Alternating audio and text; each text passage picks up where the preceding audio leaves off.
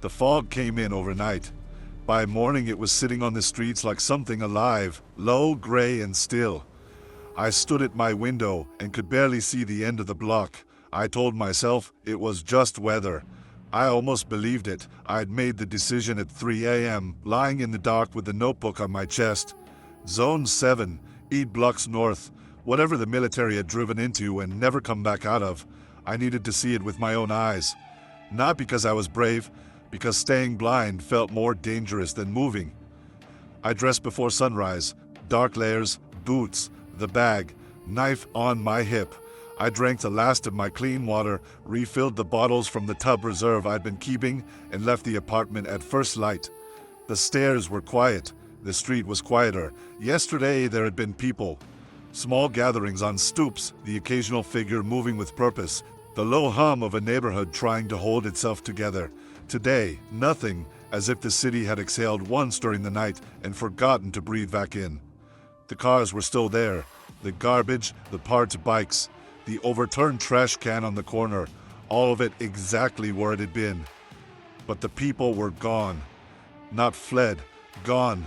There's a difference. Fled leaves traces, open doors, dragged luggage, cars missing from driveways. This was different. This was absence without explanation, like a table set for dinner with no one sitting down. I kept moving north, slowly, listening at every corner before turning. 3 blocks up, I found the first abandoned checkpoint. 2 concrete barriers still in place, angled across the road. Flares burned out on the pavement, leaving black-red smears in the fog. A folding table on its side, and an armored vehicle, just sitting there, engine cold, driver's door hanging open. I approached it carefully. The keys were still in the ignition.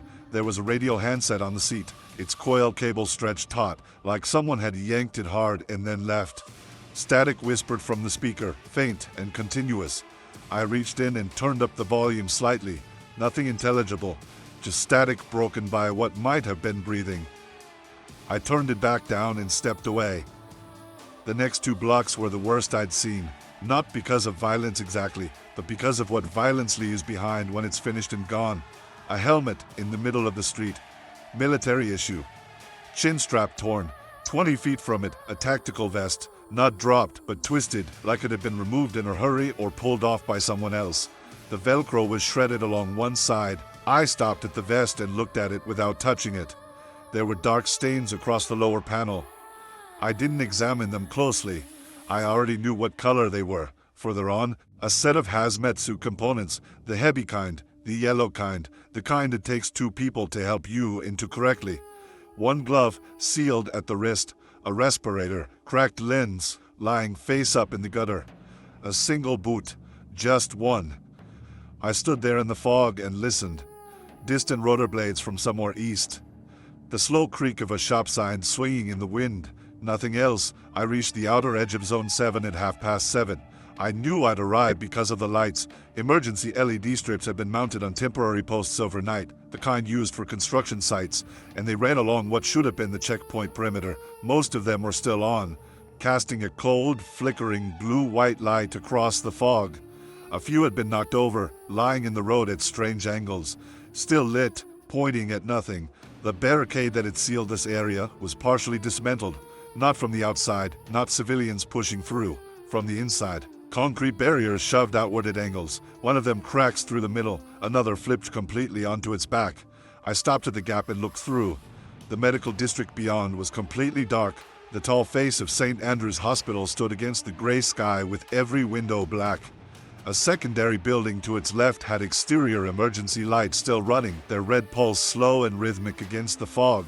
At the base of the hospital's main entrance, equipment covered with plastic tarps was stacked in neat rows, the kind of organized staging that happens at the beginning of an operation. Patient, clinical, prepared. None of it had been used. All of it had been left. I heard a sound, not a helicopter, not wind, something much closer and much lower. A sound that didn't belong on any street I'd ever walked. I can't describe it exactly. A movement of air maybe, a pressure change. The nearest thing I can compare it to is the feeling of standing beside a highway when an 18-wheeler passes at full speed. That displacement, that sudden shift in the atmosphere around you. Except there was no vehicle.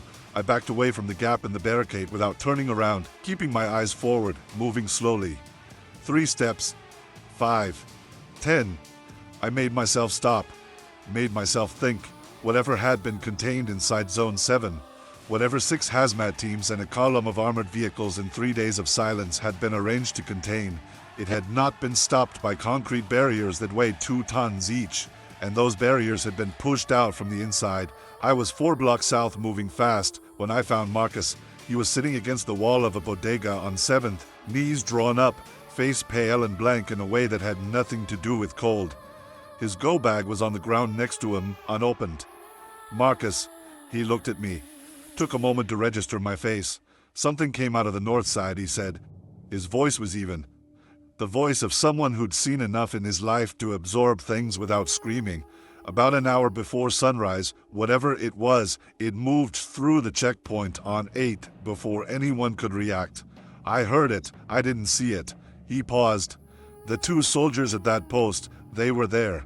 Then they weren't. He looked down at his hands. It didn't make a sound when it moved.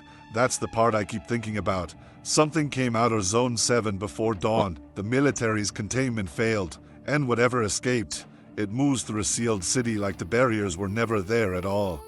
I need to find out if it's still moving.